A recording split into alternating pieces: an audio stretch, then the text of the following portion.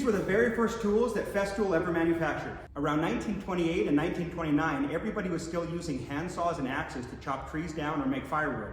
And that's when they came up with the idea to put an internal combustion engine in a tool that drove a chain that could then saw up the logs. And as you can imagine, they had to solve some problems while they were doing that. One of the problems that they had was that the internal combustion engines with the carburetors right here didn't allow for the motor to be turned without the motor shutting off. So with a modern chainsaw, you can run it straight or you can turn it sideways to make all your cuts. But you couldn't back then because if you turn the motor sideways, it would shut off. So this is an example of a problem with a tool that Festool came up with a solution for that they then have gone on to do with all the tools they've invented throughout their entire history. To solve the problem of the motor shutting off, they have this lever right here, which allows you to turn the blade to different degrees so then the motor can stay upright and you can still make your cuts.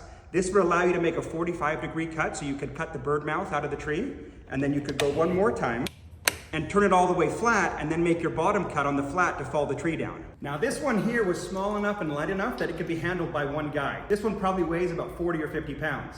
But for the bigger trees, they had to come up with a bigger saw, which is why this big monster was made. But as you can see, it's way too big for one person to handle by themselves. So what they would have is one guy on this end operating the machine, and then you would have one guy down on that handle that would hold the other side of it. And then together they could work and maneuver the saw to make the cuts they needed. And then down here on this end where the other guy would hold is where they had to come up with some more solutions. One, obviously, as you know, if you run a chainsaw, the chain starts to get hot, and so you need to lubricate it. So they put right here a little spot that you could put oil in and then lubricate it. And then as you use the chain, it starts to stretch and get bigger. And so on modern saws, you've got a chain adjuster, usually near the front of your saw.